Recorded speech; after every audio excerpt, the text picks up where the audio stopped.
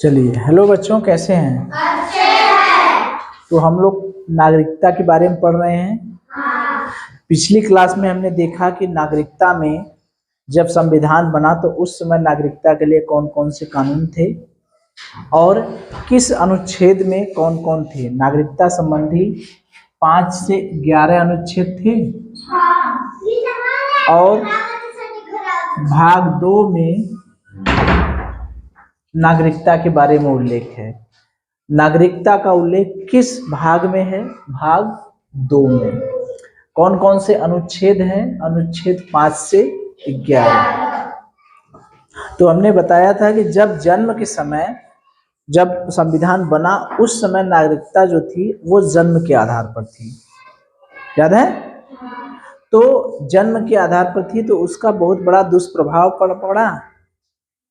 सब विदेशी जो थे, जो पाकिस्तानी वाले थे, जो आतंकवादी थे, जो भारत से नफरत करते थे, वो धीरे धीरे आकर के भारत में घुसकर जन्म ले लिए। बताए थे कि अपनी पत्नी प्रेग्नेंट वहां से हुई, डिलीवरी यहाँ हो गई, भारत में आ गए, भारत में जन्म ले लिया, बच्चा भारत का नागरिक हो गया। तो हुआ क्या कि जो अधिनियम था उसमें संशोधन भी करना पड़ा। ठीक है, तो पहले हम देखते हैं कि भारतीय नागरिकता अधिनियम जो बना वो किन किन आधार पर नागरिकता का प्राविधान किया था। पहले तो नागरिकता जो अधिनियम बना था वो किस सन में बना था? 1955 ईस्वी में। नागरिकता अधिनियम, नागरिकता संबंधी जो कानून बना था वो कब बना था? सन 1955। तो अगर आपसे पूछा जाता है कि भारतीय नागरिकता अधिनियम कब पारित किया गया तो कहेंगे 1955 ईस्वी में। ठीक है, अब इस नागरिकता अधिनियम में जो नागरिकता थी वो कितने आधार पर दी गई थी, कितने प्रकार से दी गई थी? तो वो नागरिकता प्रदान करने का अधिकार कितने थे? 5 आधार। किस सन में था? 1955। कितने आधार पर दी गई थी? 5 आधार। तो 2 प्रश्न यहाँ से बने। पहला तो नागरिकता अधिनियम कि कब पारित हुआ, किस सन में पारित हुआ? तो 1955। दूसरा, भारत में नागरिकता ग्रहण करने के कितने प्रकार हैं, कितनी तरह से नागरिकता ग्रहण कर सकते हैं? तो कितनी तरह से? 5 तरह से। पहला क्या है? जन्म के आधार पर। दूसरा क्या है? वंश के आधार पर। तीसरा क्या है? पंजीकरण, वही जो रजिस्ट्रेशन होता है, हम देखे थे ना, रजिस्ट्रेशन करा करा के सब अपने मन का नहीं। हाँ, और ये क्या है? देशीकरण। चौथा, अगला है अर्जित भूमि। तो एक एक को हम लोग देखें कि एक एक में क्या है। पहला जो है जन्म के आधार पर। जन्म के आधार पर का मतलब भैया आओ और पाओ, आओ और या उसको हम कह सकते हैं जन्मो और पाओ। मतलब भारत में जन्मो और पाओ, आओ और पाओ, मतलब रेवड़ी वाला हाल। दूसरे देश की महिला है, भारत में आई घूमने, कोई आ गया चंद्रप्रभा देखने, कोई आ गया आगरा का ताजमहल देखने, कोई दिल्ली का लाल किला देखने। कोई महिला आई और उसी बीच उसकी डिलीवरी हो गई, मतलब बच्चे को जन्म दे दी, तो भारत का नागरिक हो जाएगा। तो गड़बड़ है कि नहीं? बहुत गड़बड़ है। इसका दुरुपयोग जो आतंकवादी थे वो लगे करने। आतंकवादी अपने देश से अपनी बीवियों को भारत में भेजने लगे, बच्चे को जन्म देने के लिए। नागरिकता मिलवे करे कि भैया तू ही तो कानून बनौले हुआ, अपना ना कानून बनाए हैं कि जन्म से देना पड़ेगा। तो आप सोचिए 1955 का कानून बना था। इनको समझ में आया जब धीरे धीरे सब भारत में आतंकवादी घुस गए, देखें कि अरे यार ये तो सब रेवड़ी की तरह नागरिकता ले रहे हैं। नागरिकता कैसे ले रहे हैं? सब उसका दुरुपयोग करने लगे। हम तो सोचे थे कि भाई जो भारत में बच्चा जन्म लेगा उसके लिए बनाए, ये सब तो पट्टा दूसरों देशों वाले लाभ उठाने लगे। तो कितने साल बाद उनको समझ में आया, सन 1986 में संविधान तो बन गया था, नागरिकता संबंधी कानून तो बन गया था, तो ये उनको समझ में आया 1986 में। कानून कब का बना था? 55 का। समझ में कब आया? 86 में। कितना साल बीत गया? 31 बरिस बाद। 31 बरिस बाद उनको समझ में आया कि ये अधिनियम तो बड़ा गड़बड़ है।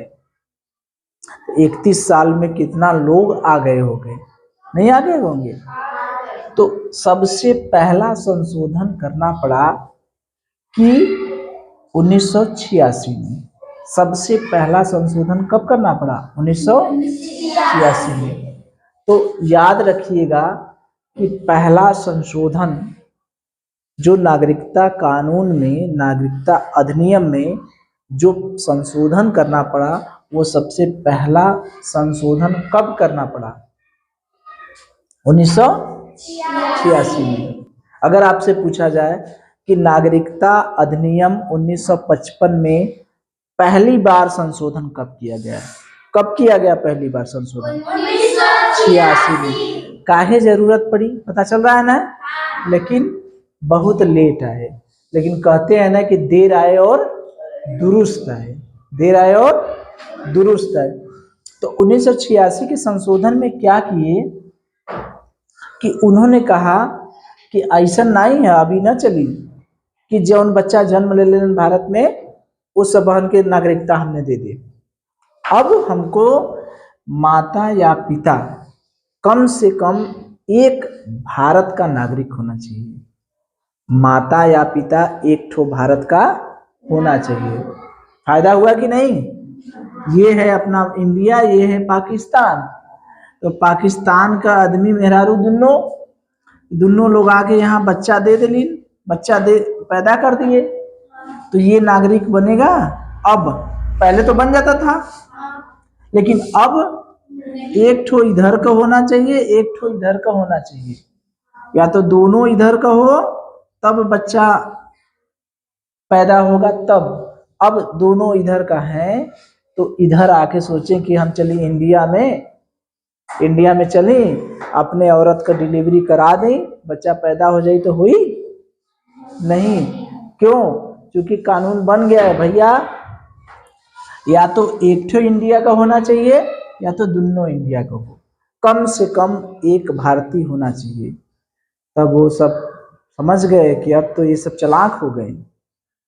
समझ गए ना? कब समझे? 1986 में। 31 साल बाद अपने नागरिकता अधिनियम में पहला संशोधन करना पड़ा। अब हमारे यहाँ अगर कोई विदेश का व्यक्ति सोचे कि भारत में आके बच्चे को जन्म दे दे तो उसको नागरिकता मिल जाएगी। विदेशी आए घूमने, ताजमहल देखने आए, चाहे दिल्ली का लाल किला देखने आए, चाहे हमारे चंद्रप्रभा को देखने आए, तो अगर दोनों पति पत्नी हैं, अगर पत्नी गर्भवती है, वो अपने बच्चे को यहाँ जन्म दे देगी तो वो भारतीय माना जाएगा? नहीं। नागरिकता मिल जाएगी? नहीं। चूंकि 1986 के पहले आता तो मिल जाता, लेकिन 1986 के बाद आएगा, अब आएगा तो अब उसको नहीं मिलेगी, क्योंकि ये संशोधन हो चुका है। तो नागरिकता में सबसे पहला संशोधन कब किया गया? सन 1986। इसमें क्या संशोधन किए कि भैया भारत में जन्म लेने वाले बचौआ में से एक थे ओकर चाहे माई चाहे ओकर बाऊ, मतलब मम्मी चाहे पापा, एक ठो भारतीय हो एक चाहिए, या तो दोनों हो या तो कम से कम एक ठो। ठीक है, इस जन्म का मतलब समझ में आ गया। अब चलिए वंश के आधार पर। वंश में क्या था? अच्छा ये बताइए, जैसे हम लोग हैं तो हम लोग का नागरिकता लेने जाते हैं भारत सरकार से, कहते हैं कि भैया हमको नागरिकता दो, फार्म को भरते हैं। क्यों?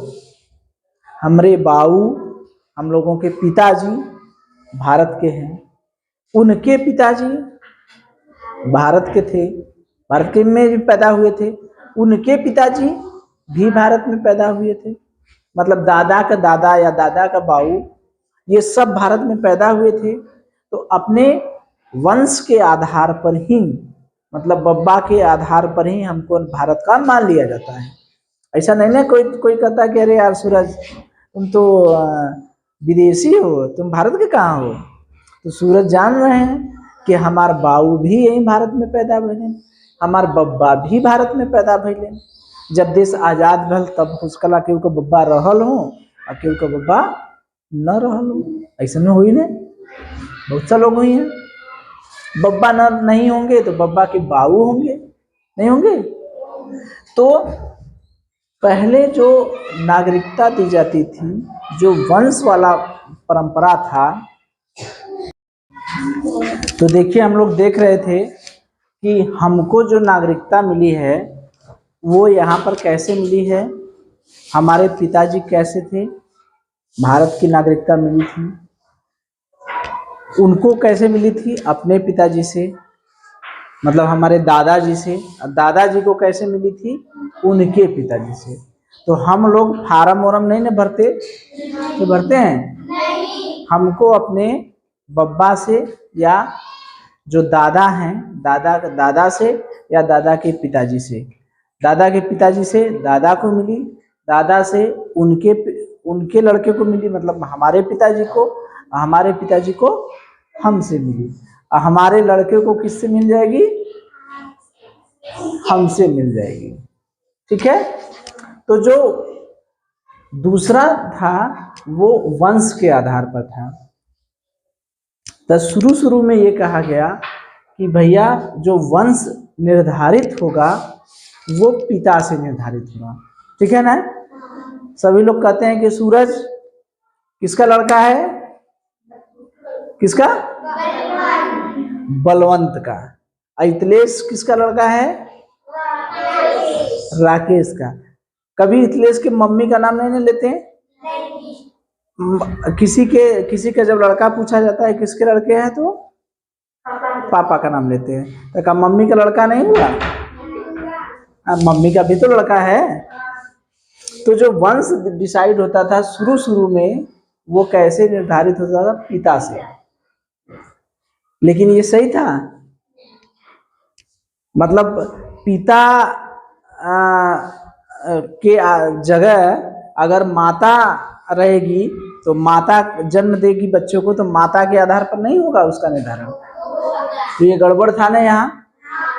भाई बच्चा चाहे पिता को देखा जाए चाहे माता को देखा जाए, माता अगर भारत की है अब पिता भारत का नहीं है तो क्या उसको नागरिकता नहीं मिलेगी, मिलनी चाहिए ना। तो यही संशोधन कर दिया गया 1992 में। जो वंश वाले जो था अधिनियम, वंश के आधार पर जो नागरिकता देने का था उसको संशोधन कर दिया गया। वो कहा गया कि वंश की गणना जो करेंगे वो माता और पिता दोनों आधार पर करेंगे, चाहे माता हो चाहे पिता हो। अगर केवल माता रहेगी उसके आधार पर भी वंश की गणना हो जाएगी। ठीक है।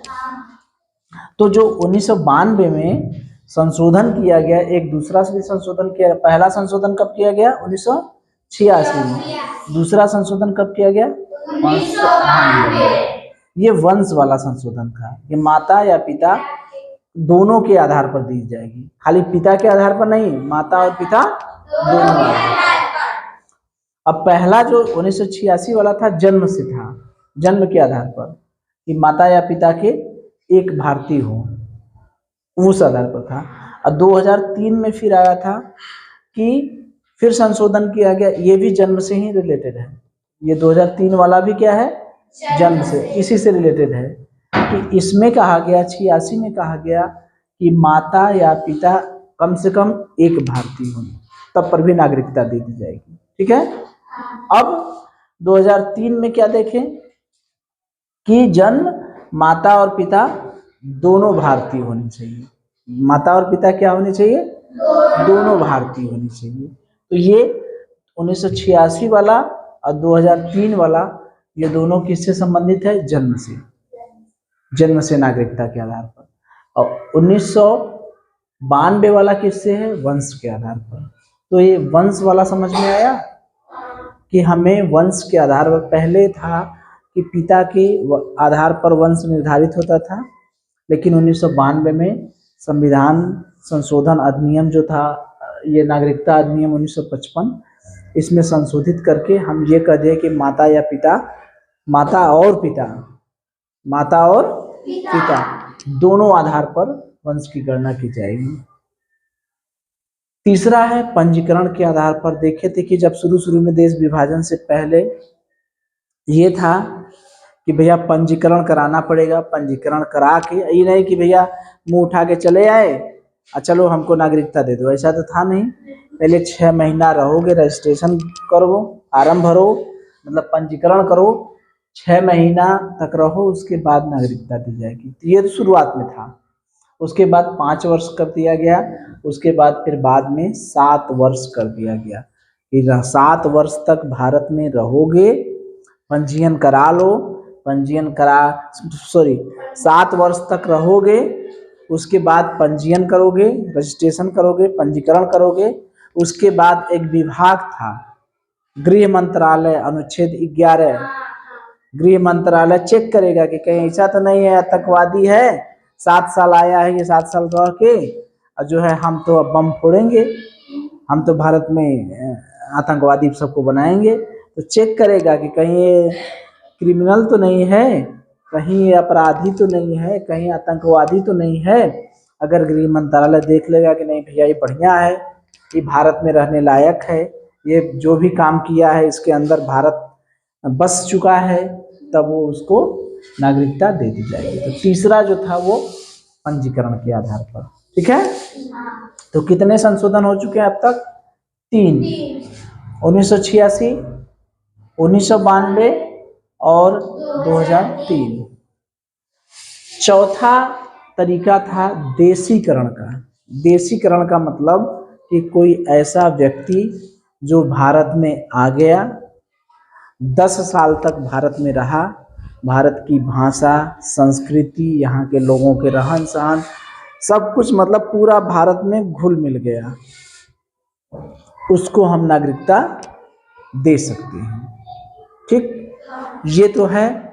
लेकिन इसके साथ साथ ये एक विशेष प्राविधान है कि अगर कला और विज्ञान में कोई व्यक्ति विशेष उपलब्धि है, किसी व्यक्ति की कला और विज्ञान में विशेष उपलब्धि है, वो बाहर का है, जैसे मान लीजिए पाकिस्तान का कोई है, वो कला या विज्ञान में विशेष उसको ख्याति प्राप्त है, मतलब कला और विज्ञान में उसको विशेष उपलब्धि है, वो भारत में रहना चाहता है, तो उसको छूट दी जाएगी।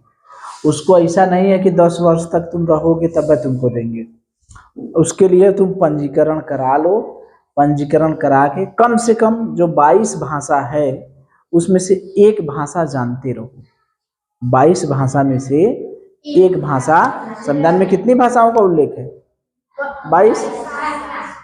22 भाषाओं में से एक भाषा को जानते रहो। एक भाषा को जान जाओगे और कला और विज्ञान में किसी एक चीज में विशेष उपलब्धि हो तो नागरिकता मिल जाएगी। फायदा भी इससे है, नहीं है? अरे विदेश का कोई बढ़िया व्यक्ति जो कला और विज्ञान में काफी अच्छा करता है, उसको भारत में आ जाएगा तो नागरिकता दे देंगे, तो उसका फायदा हम ही लोग लेंगे ना, कि दूसरे कोई लेगा। अगर जैसे पाकिस्तान का एक गायक है, वो है अदनान सामी, नाम सुने हैं? थोड़ी सी जो लिफ्ट करा दे गाना है, सुने हैं? अपनी भी कोई लिफ्ट करा दे, अमिताभ बच्चन भी गाए हैं। ठीक है, तो अदनान सामी जो है वो पाकिस्तान के हैं, तो वो उनकी कला में वो गायक हैं, बढ़िया गायक हैं, भारत में आए तो उनको नागरिकता दे दी गई। एक भाषा को जानते हैं, वो नागरिकता दे दी गई। तो उसका फायदा हमको एक संगीतकार मिला कि नहीं, एक गायक मिला कि नहीं, एक गायक मिला कि नहीं, गायक मिले तो ये इसका फायदा ये है कि भैया विदेश के जौन बढ़िया बढ़िया लोग हैं वावा हमरे क्या आजा नागरिकता हम दे दे, तो इससे तो हमारा देश का ही तो विकास होगा। तो ये कैसा है देशीकरण। अब वैसे क्या है 10 वर्ष तक रहिए भारत में, 10 वर्ष तक रहने के बाद फिर सर्टिफिकेट दीजिए तब मिलेगा। तो नागरिकता मिल गई हमें देशीकरण द्वारा भी। तो ये क्या हो गया चौथा। अर्जित भूमि पांचवा। अर्जित भूमि का मतलब भैया जैसे राजा कोनो राज्य जीत लिया तो वो राज्य राजा के राज्य में नहीं मिल जाएंगे। तब भारत कोनो राज्य जीत लिया या कोई राज्य भारत में मिल गया तो उसको तो नागरिकता देंगे ही। तो ये क्या है अर्जित भूमि। जैसे गोवा को मिला लिया गया, गोवा को किस ऑपरेशन विजय, पोलो से तो हैदराबाद के निजाम को कूटा गया था, तो ऑपरेशन विजय से गोवा को मिलाए। सिक्किम वाले हाथ जोड़ के आए कि भैया हमों को मिला लो, तो इन दोनों को मिलाए तो गोवा के लोग भारत की नागरिकता नहीं दी जाएगी, दी जाएगी, सिक्किम को भी दी जाएगी।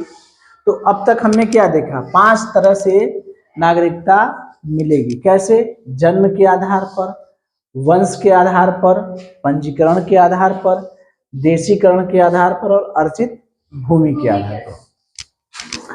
वंश वाले में जन्म के में क्या था कि जो भी भारत में जन्म ले लिया वो भारत का नागरिक हो जाएगा, उसको नागरिकता दे देगा। इसमें गड़बड़ी थी ना।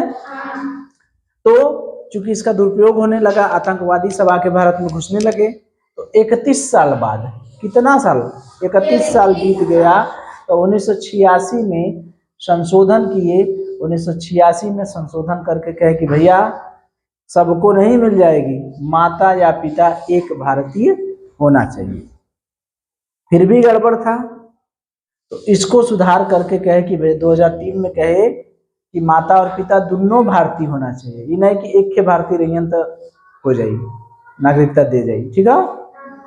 फिर दूसरा वंश के आधार पर, इसमें गड़बड़ी था। वंश पिता से डिसाइड होता था कि भैया जो वंश है वो पिता निर्धारित करेगा, उसको बदल के 1992 में किसको बना दिए कि माता या पिता, कोई किसी से भी निर्धारित हो जाएगा। ऐसा कोई जरूरी नहीं है कि माता से, अरे पिता से ही निर्धारित होगा, माता से भी वंश निर्धारित हो जाएगा। माता अगर भारतीय है तो बच्चा भी भारतीय होगा। पंजीकरण के लिए शुरू में तो 6 माह था, फिर बाद में 5 वर्ष से 7 वर्ष कर दिया गया। देशीकरण में क्या था कि भारत में आके किसी को नागरिकता लेना है तो 10 वर्ष तक भारत में रहिए, वहाँ की एक भाषा कम से कम जानिए, जो 22 भाषा है संविधान में, एक भाषा जानिए, तब आपको तब रजिस्ट्रेशन का फॉर्म भरिए और आपको नागरिकता दे दी जाए। लेकिन ये उनके लिए लागू नहीं है जो विदेश में हैं, कला और विज्ञान में कि किसी एक क्षेत्र में, चाहे कला में या विज्ञान में, एक क्षेत्र में विशेष उपलब्धि है, एक भाषा को जानते हैं, तो उन्हें कोई पाबंदी नहीं है, आओ भैया नागरिकता ले जाओ। क्यों ऐसा किए? क्योंकि उससे फायदा हम ही को है, हमारा देश का विकास होगा। अगर कोई वैज्ञानिक विदेश का भारत में आना चाहता है, भैया हम आपके यहाँ आना चाहते हैं, तो भारत तो फैलाया हाथ खोला है, भैया आवता कम से कम हमारे देश के एक वैज्ञानिक तो मिल लेते हैं, उसको नागरिकता दे देंगे ना। कि कहेंगे कि तुम 10 साल रुको, तो कहेगा ज्यादा भैया हम दूसरे देश में जाते हैं, ऐसा होगा ना, तो उसको बिना शर्त के दे देते हैं नागरिकता। तो ये चौथा हो गया। और अगला है अर्जित भूमि। अर्जित भूमि जैसे सिक्किम को भारत में मिला लिया गया था, तो सिक्किम के लोगों को नागरिकता दे दी गई। वैसे ही भारत में जो मिल गया, गोवा को मिला लिया गया था, गोवा को नागरिकता दे दी गई। ठीक है। तो अब देखिए संशोधन कौन कौन हुए, संविधान में कौन कौन संशोधन हुए, अब क्यों जरूरत पड़ी इसकी। तो पहला जो संशोधन हुआ 1986 में हुआ। 1986 वाला संशोधन और 2003 वाला संशोधन, ये दोनों जन्म से संबंधित है। 1986 में क्या है, जन्म के आधार पर दी जाएगी, लेकिन माता या पिता एक ठो भारतीय होना चाहिए। 1986 अगर आपसे पूछा जाता है सबसे पहला संविधान संशोधन नागरिकता संबंधी कब किया गया, तो 31 साल बाद, यानी 1986 में पूछा जाता है कितने साल बाद संशोधन किया गया? 31 साल बाद। कब किया गया? 1986। 1986। फिर उसके बाद 1992 में संशोधित किया गया वंश वाले में, क्योंकि वंश पिता से निर्धारित होता था, तो ये गड़बड़ था भैया कि वंश माता या पिता दोनों से निर्धारित होगा। ऐसा नहीं कि वंश केवल पिता चलाएगा। बच्चा अगर जन्म ले लिया तो उसकी माता भी भारतीय है तो भारतीय मानी जाएगी। ठीक। ये जो 2003 वाला संशोधन था, इसको तो देखेंगे जन्म के लिए माता और पिता दोनों भारतीय होने चाहिए, एक नहीं। अब देखिए इसी में 2003 में एक लक्ष्मी मल सिंधवी समिति थी। लक्ष्मी मल सिंधवी समिति थी, वो सिफारिश की, अनुरोध की सरकार से कि भैया जो भारत के लोग जो विदेश में रहते हैं, ठीक है, उनको भारत आना हुआ, भारत जाना हुआ, तो अगर ये सब नियम कानून रहेगा तो बड़ा दिक्कत होगा। भारत की नागरिकता नहीं है जिसके पास, वो अगर भारत में आएगा तो वीजा बनवाया जाता है। जैसे यहाँ से सब लोग सऊदी अरब जाते हैं, दूसरे देश में जाते हैं, तो एक वीजा बनाते हैं, पासपोर्ट बनाया जाता है ना। तो बिना पासपोर्ट के कोई भारत में नहीं आ सकता। तो भैया जो भारत के लोग हैं जो विदेश में चले गए हैं, उनको अगर भारत आना हुआ तो वीजा बनवाना होगा, तब तो बड़ा दिक्कत होगी। तो इस समिति सिफारिश की कि भैया विदेश में जो रहने वाले भारतीय हैं उनको कम से कम ऐसी व्यवस्था कर दीजिए कि उनको पासपोर्ट न बनवाना पड़े। ठीक है, तो इनके लिए एक अलग से व्यवस्था की गई। भारत में वैसे देखा जाए तो कौन सी नागरिकता है? एकल। कौन सी नागरिकता है? एकल। लेकिन उन भारतीयों के लिए जो भारत से बाहर हैं, उनके लिए बहुत कम लोगों के लिए, सीमित लोगों के लिए दोहरी नागरिकता का प्राविधान किया गया। दोहरी नागरिकता का प्राविधान किया गया। किसके? एक कार्ड बनाया गया। उस कार्ड का क्या नाम था? Overseas citizenship of India. Overseas citizenship of India, OCI। इसका नाम है OCI, overseas citizenship of India. ये क्या है? एक कार्ड था। ये कार्ड दिखा के आप भारत में आ सकते हैं। आप जिसको भी ये कार्ड जारी है, कुछ लोगों के लिए था कि ये कार्ड था कि वो जो भारतीय थे जो विदेश में रहते थे, उनको दोहरी नागरिकता थी। वो विदेश से जब भारत में आएंगे तो उनको जो है पासपोर्ट नहीं बनवाना पड़ेगा, उनको पासपोर्ट नहीं बनवाना। तो ये याद रखिएगा कि जो 2003 में जो ये लोग थे, लक्ष्मी मल सिंधवी समिति जो थी, वो विदेश में बसे भारतीयों के लिए क्या की थी? एक कार्ड बनाई थी, एक नियम कानून बनाई थी, जिसके लिए कि वो कहा गया था कि उनको विदेश से भारत आने जाने के लिए पासपोर्ट नहीं बनवाना पड़ेगा। ठीक है, तो OCI का मतलब हो गया ओवरसीज, सी से सिटीजनशिप, और तो देखिए ये जो लक्ष्मी मल सिंधवी समिति थी, वो जो भारत से विदेश गए थे लोग, उनके लिए OCI, overseas citizenship of India, एक कार्ड था जिसके तहत उनको भारत में आने और भारत से जाने के लिए पासपोर्ट नहीं बनवाना पड़ता था। ठीक है, तो OCI का मतलब समझ गए, ओवरसीज सिटीजनशिप ऑफ इंडिया। अब देखिए 2005 में फिर संशोधन करना पड़ा। 2005 में क्या संशोधन करना पड़ा कि जो भारत से गए थे उनको दोहरी नागरिकता दे दी गई। क्यों दोहरी नागरिकता दी गई? क्योंकि अगर वो भारत में हैं तो भारत के भी माने जाएंगे, विदेश में हैं तो भी भारत के माने जाएंगे। अगर भारत के नहीं माने जाएंगे तो दिक्कत क्या होगा? जैसे मान लीजिए विदेश में बहुत से डॉक्टर इंजीनियर हैं, भारत से जाते हैं विदेश में कि नहीं? भारत से बहुत से डॉक्टर इंजीनियर विदेश में जाते हैं। तो अगर उनकी नागरिकता हम समाप्त कर देंगे, अगर मान लीजिए उनकी नागरिकता हम समाप्त कर देंगे, कह देंगे भैया तुम तो विदेश में चले गए और सबकी नागरिकता समाप्त कर दिए, तो उसका फायदा कौन लेगा? विदेश लेंगे। वो भारत आना भी चाहेंगे तो नहीं आएंगे। क्या आएंगे? वो भारत आना भी चाहेंगे तो उनको पासपोर्ट बनवाना पड़ेगा, क्या क्या सिस्टम करना पड़ेगा, पासपोर्ट बनवा के तब आएंगे।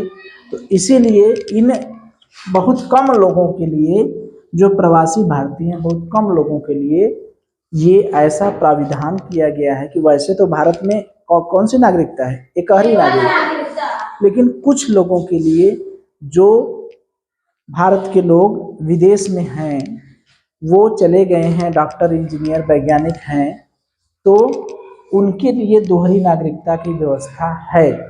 लेकिन बांग्लादेश और पाकिस्तान को छोड़कर, क्योंकि इन लोगों पर नहीं विश्वास है, बांग्लादेश और पाकिस्तान, याद है ना? ये भारत का मैप है, ये भारत का मैप है। तो इधर पूर्वी पाकिस्तान और ये पश्चिमी पाकिस्तान, और ये बांग्लादेश, ये भी पाकिस्तान था, बाद में बांग्लादेश बना।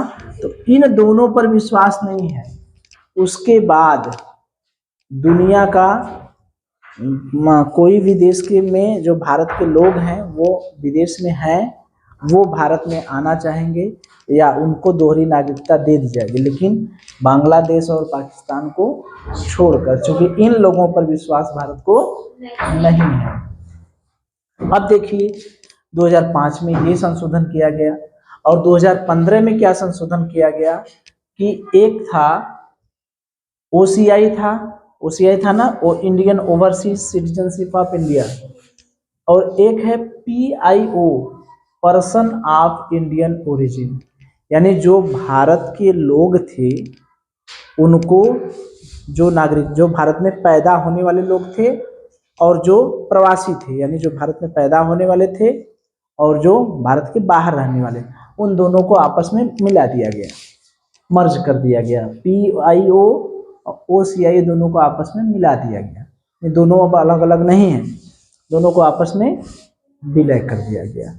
लास्ट में 2019 में अब संशोधन क्या किया गया है कि भैया अल्पसंख्यक जो हैं, क्योंकि विदेश से बहुत से लोग थे, सिख थे, पारसी थे, ईसाई थे, अफगानिस्तान से, बांग्लादेश से, सब आए थे भारत में, बहुत कम लोग थे, आए थे, तो उनको भी भारत ने नागरिकता देने के लिए ये 2019 में फिर एक सुधार किया। सबसे अंतिम सुधार कब किया गया? 2019 में। क्यों? जो अल्पसंख्यक आए थे, पाकिस्तान, अफगानिस्तान से आए थे, पाकिस्तान से आए थे, बांग्लादेश से आए थे, फिर भी भारत उनको मार के भगा नहीं दिया, भारत में आए तो उनको नागरिकता दिया। तो एक संशोधन किया। कौन सा संशोधन किया? 2019 में।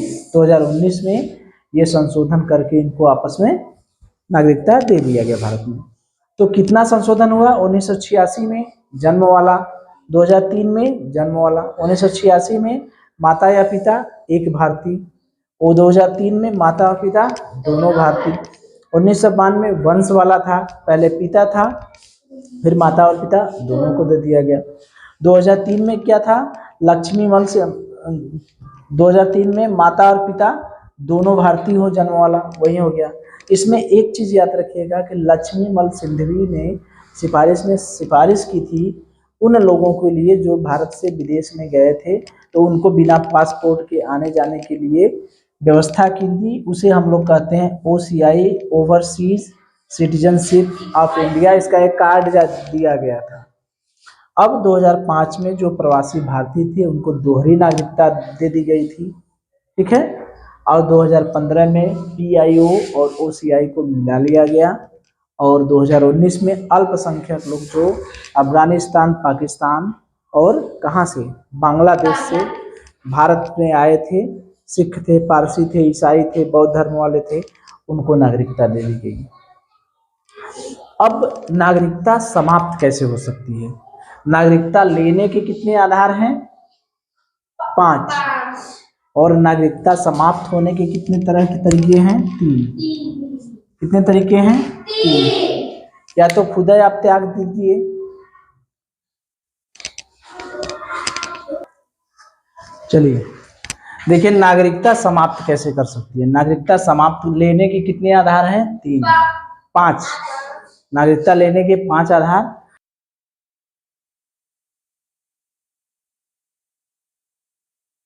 अगर आप दूसरे देश की नागरिकता ग्रहण कर लेते हैं, दूसरे देश में गए, दूसरे देश की नागरिकता ग्रहण कर लिए, तब पर भी आपकी नागरिकता समाप्त हो जाएगी। या आपको बर्खास्त कर दिया जाए। बर्खास्त करने का मतलब कोई भी ऐसा देश विरोधी कार्य करते हैं, जैसे बताए थे हमने कि भारत और पाकिस्तान में युद्ध हुआ, आप पाकिस्तान जिंदाबाद करने लगे और जाके लड़ने लगे पाकिस्तान की ओर से, इंडिया को ही हराने के लिए, ठीक है। तो देश विरोधी कार्य, जो संसद ने कानून बनाए हैं, उन कानूनों को में ऐसा काम करिए जो देश विरोधी हो, तब भी बर्खास्त कर दी जाएगी।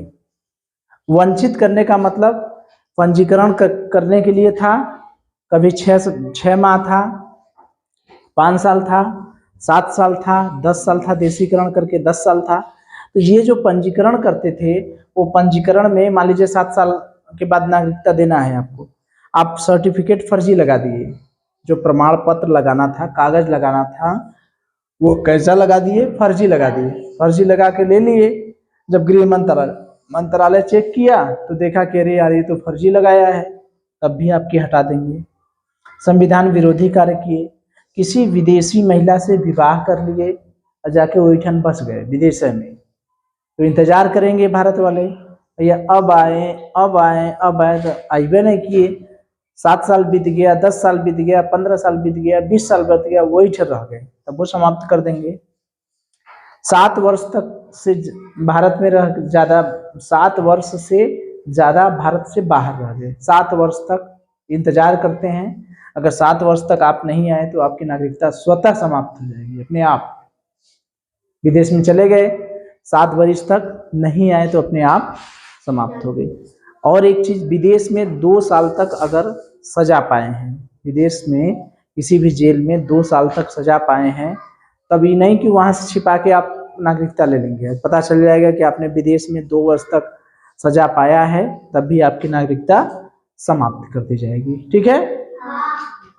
तो हम लोग देखें कि नागरिकता अधिनियम कब पारित हुआ, कितने आधार पर नागरिकता ली जा सकती है? जन्म के आधार पर, वंश के आधार पर, पंजीकरण, देशीकरण और अर्जित ज्ञान। कौन कौन संशोधन हुए 1986 में, 1992 में, 2003, 2005 और 2015, फिर लास्ट में 2019, और किस तरह से नागरिकता समाप्त की जाए। इसमें 3 टॉपिक थे। पहला टॉपिक था कि कितने आधार पर नागरिकता मिलेगी हमें। दूसरा टॉपिक था इस नागरिकता में जो कमियां थी उसके लिए कौन कौन संशोधन करने पड़े। और तीसरा टॉपिक था नागरिकता किस आधार पर समाप्त कर दी जाएगी। पूछा जाए प्रश्न? चलिए, आप लोग प्रश्न देने के लिए तैयार हैं? उत्तर तो मुझे पहले ये बताइए कि जो नागरिकता अधिनियम था वो किस सन में आया था? 1955। बहुत अच्छे। तो जो 1955 में नागरिकता अधिनियम आया था, तो कितने आधार थे? जितने, हाँ, 5 आधारों पर हमको नागरिकता दे दी गई थी। वो आधार कौन कौन है बता सकते हैं? बताइए, पहला कौन? दूसरा, तीसरा, चौथा, पांचवा। Very good. अच्छा, ये बताइए, जो जन्म के आधार पर जो नागरिकता देने का प्राविधान था उसमें सही था कि कुछ कमियां थी? कुछ कमियां थी। तो उसके लिए सबसे पहला संशोधन संविधान अधिनियम में, नागरिकता के अधिनियम में सबसे पहला संशोधन किस सन में किया गया? 1986। Very good. अच्छा, ये बता सकते हैं कि 1986 में क्या कहा गया? क्या कहा गया? संशोधन करके क्या कह दिया गया? माता पिता एक भारतीय है। बहुत अच्छे। इसी नागरिकता वाले में जन्म के आधार पर एक 2003 में भी संशोधन किया गया था।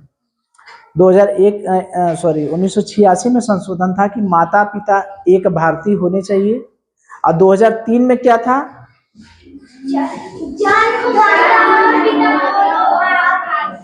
दोनों, माता और पिता दोनों भारतीय हैं। बहुत अच्छे। माता और पिता दोनों भारतीय होने चाहिए। अच्छा, अगला बताइए हमें। चलिए ये बताइए कि सन 2003 में, 1986 में संशोधन हुआ था तो माता और पिता एक भारतीय होने चाहिए थे, ठीक। लेकिन सन 2003 में जो संशोधन हुआ उसके अनुसार क्या था बताइए? दोनों भारतीय, दोनों माता और पिता दोनों भारतीय। अच्छा, 2003 में एक समिति आई थी, उसने कहा था कि जो विदेश में भारतीय हैं उसको ऐसी व्यवस्था कर दीजिए कि बिना पासपोर्ट के आ जा सके। वो कौन सी समिति थी? लक्ष्मीमल सिंघवी समिति। अच्छा, 2003 में जो विदेश में नागरिक बसे थे उनको कैसी नागरिकता दे दी गई? 2005 में नागरिकता एकल दे दी गई कि दोहरी दे दी गई थी? दोहरी दे दी गई। अच्छा, सभी देशों को दे दी गई, लेकिन दो देश को नहीं दी गई थी कि दो देश में रहेंगे लोग तो उनको नहीं दी जाएगी। कौन कौन देश हैं? बांग्लादेश। बहुत अच्छे।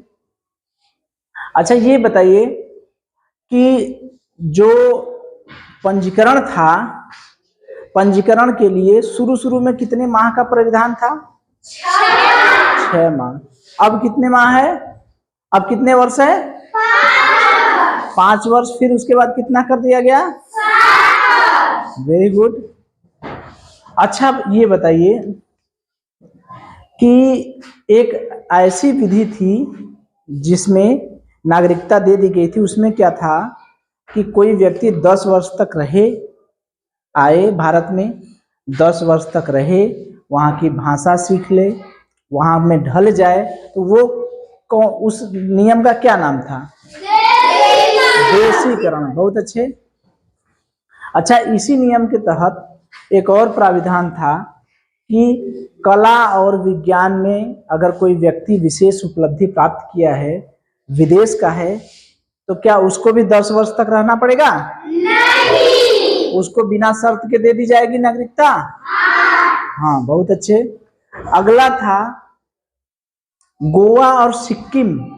गोवा सिक्किम जो राज्य थे वो भारत में मिला लिए गए थे, तो उनको भी नागरिकता दे दी गई थी। वो किस आधार पर नागरिकता दे दी गई थी उनको? कौन सा आधार पर? अर्जित भूमि। Very good. अच्छा, 2019 में एक संशोधन किया गया था, वह संशोधन क्या था बता सकते हैं? किनके बारे में था? कहाँ से लोग आए थे जिनके बारे में था? 2019 में संशोधन किया गया था, उस संशोधन में क्या किया गया था बता सकते हैं? क्या बताइए?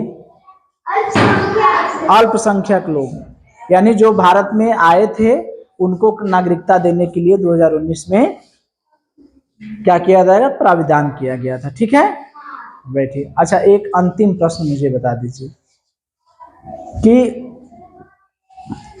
जो पहला संशोधन किया गया था, अधिनियम कब बना था? अधिनियम हाँ, तो पहला जो संशोधन किया गया था उसमें वो कितने वर्ष बाद किया गया था? कितने वर्ष बाद? बहुत अच्छे, बैठ जाइए।